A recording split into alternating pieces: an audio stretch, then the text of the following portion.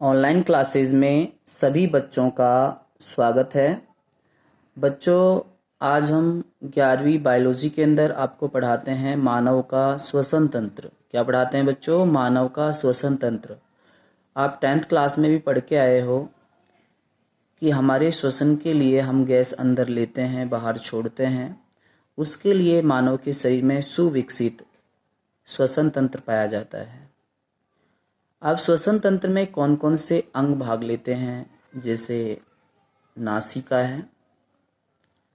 नासिका पीछे की ओर ग्रसनी में खुल रही है।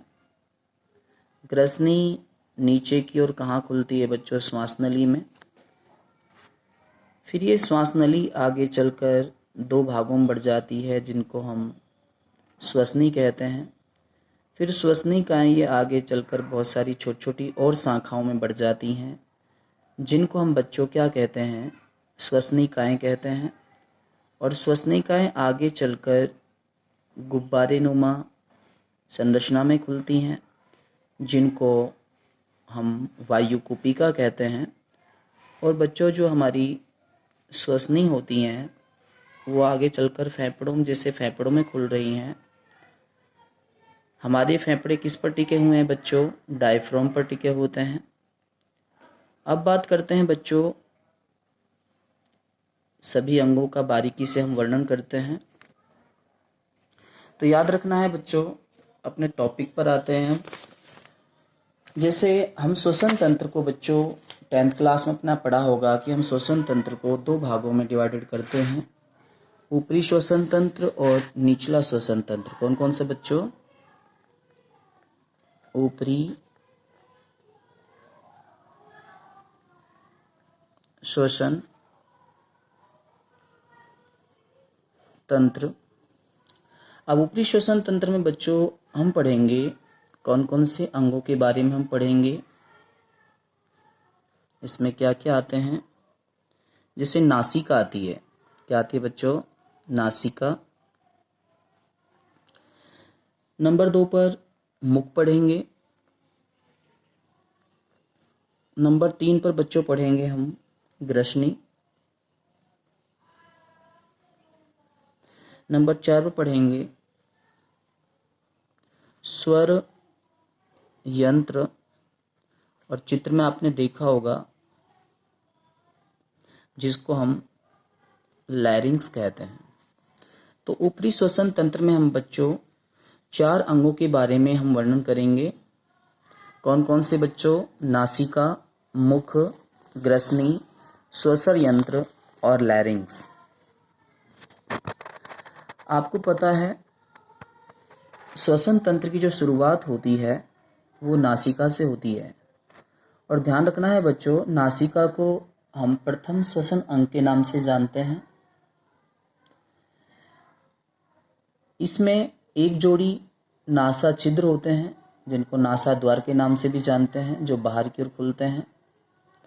ये नासा छिद्र दोनों या नासा द्वार अंदर की ओर नासा गुहा के रूप में खुलते हैं। नासा गुहा आपने देखी होगी कि नासा गुहा के बीच में एक पतली झिल्ली होती है, जो कि इस गुहा को 2 भागों में बांट देती है।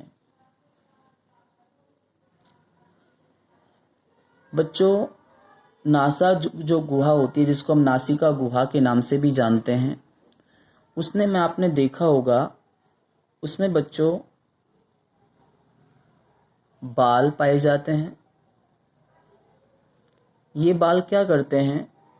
जब हम सांस लेते हैं तो वायु के साथ, देखे होंगे आपने, धूल के कण, अशुद्ध वायु के कण, कुछ सूक्ष्म जीव जैसे जीवाणु, कवक, विषाणु जो होते हैं वो चले जाते हैं।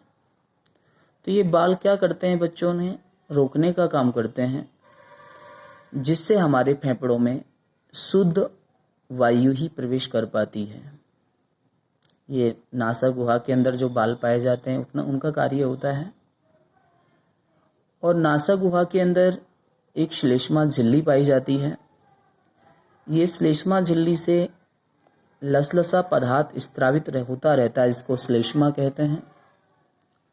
जुखाम की स्थिति में इस झिल्ली में क्या आ जाती है बच्चों? सूजन आ जाती है, जिससे श्लेष्मा अत्यधिक निकलने लग जाता है और नासा गुहा में जमा हो जाता है, जिससे हमें सांस लेने में कठिनाई होती है। दूसरा जो श्वसन अंग है बच्चों, वो क्या है? मुख। क्या है बच्चों? मुख। आपको पता है नासिका के बाद श्वसन अंग के रूप में जो काम आता है वो क्या आता है? मुख। तो मुख को द्वितीयक श्वसन अंग के रूप में भी जानते हैं। श्वास लेने में वैसे तो नासिका ही भूमिका निभाती है, लेकिन जुखाम जब हो जाता है तो नासा गुहा तो बच्चों क्या हो जाती है? बंद हो जाती है। तो हम श्वास कहाँ से लें?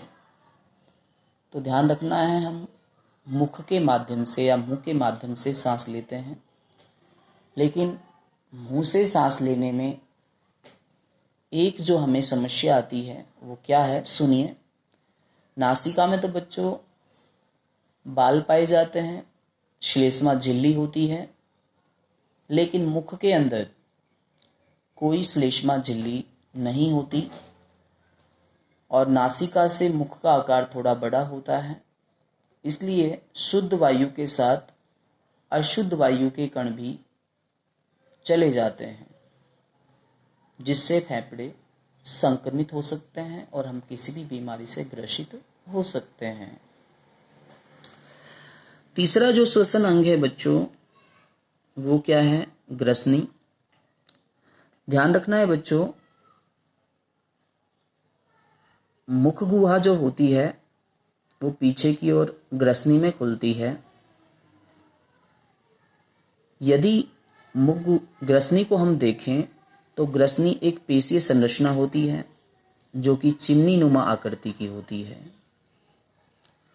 और नासिका गुहा के पृष्ठभाग से आहार नली जो होती है उसके ऊपर तक फैली रहती है। वैसे हम देखें तो ग्रसनी को हम 3 भागों में बांट सकते हैं, जिन्हें नासा ग्रसनी, मुख ग्रसनी, तीसरा अधोग्रसनी या कंठ ग्रसनी के नाम से भी जानते हैं। मतलब एक दूसरे से कनेक्ट होती हैं। जैसे मुख गुहा नासा ग्रसनी में खुलती है, नासा ग्रसनी मुख ग्रसनी में खुलती है, मुख ग्रसनी अधोग्रसनी या कंठ ग्रसनी में खुलती है। एक बात इसमें मुख्य बात आपको याद रखनी है कि मुख ग्रसनी से वायु कंठ ग्रसनी से होती हुई एपोग्लोटिस की सहायता से स्वर यंत्र में प्रवेश करती है। अब शब्द आता है बच्चों इसमें एपिग्लोटिस। क्या है? एपिग्लोटिस,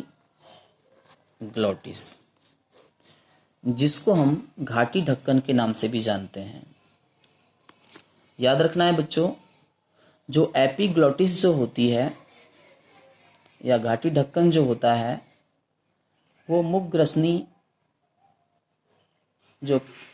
जो हमारी होती है इसके ऊपर पाया जाता है और ये भोजन को श्वास नली में जाने से रोकता है और भेजता कहाँ है भोजन को? आहार नली के अंदर, या जिसको हम ग्रास नली की या ग्रास नलिका कहते हैं, उसके अंदर भोजन को ये भेजता है। तो एपोग्लोटिस एक ढक्कन की तरह कार्य करता है। यह निश्चित ये करता है कि भोजन श्वास नली में जाए या आहार नली में जाए। लेकिन आपको पता है, आप जानते हो कि श्वास नली के अंदर तो बच्चों क्या जाना चाहिए? केवल श्वास ही जाना चाहिए। आहार नली के अंदर क्या जाना चाहिए बच्चों? भोजन ही जाना चाहिए। तो जब हम भोजन करते हैं तो ये जो हमारी ग्रसनी होती है श्वास नली के ऊपर पाई जाती है, उस पर ये ढक जाता है। तो भोजन कहाँ जाता है बच्चों? आहार नली के अंदर ही जाता है। ऊपरी श्वसन तंत्र में हम बच्चों लास्ट पढ़ेंगे स्वर यंत्र या लैरिंग्स। ध्यान रखना है बच्चों, इससे ही हमारी आवाज़ उत्पन्न होती है। जीभ केवल बोलने में सहायता करती है, लेकिन जो हमारी जो आवाज़ है उसका उच्चारण बच्चों कहाँ से हो रहा है? स्वर यंत्र या लैरिंग से ही होता है। अब बात करते हैं बच्चों स्वर यंत्र होता क्या है। ये भी एक छोटी सी संरचना होती है। यह कंठ ग्रसनी और श्वास नली को जोड़ती है और बताया जाता है कि इसमें 9 प्रकार की उपास्थि पाई जाती है। उपास्थि जानते हो, हड्डी तो बच्चों कठोर होती है और उपास्थि एक हड्डी जैसी संरचना होती है परंतु लचीली होती है। तो हमारा स्वर यंत्र या लैरिंग्स किससे बना होता है बच्चों? उपास्थियों से। कितने प्रकार की उपास्थियां होती हैं? 9 प्रकार की उपास्थियां इसमें पाई जाती हैं। ध्यान रखना है बच्चों, हमारा जो स्वर रज्जु होता है उसमें श्लेष्मा झिल्लियां होती हैं और जब हवा इनसे टकराती है तो इनमें कंपन उत्पन्न होता है और कंपन उत्पन्न जब इनमें होता है तो हमारी आवाज़ उत्पन्न होती है। ठीक है बच्चों, आज इतना ही काफ़ी है। आज हमने बच्चों श्वसन तंत्र पढ़ा है और श्वसन तंत्र में भी हमने कौन सा पढ़ा है बच्चों? ऊपरी श्वसन तंत्र। धन्यवाद।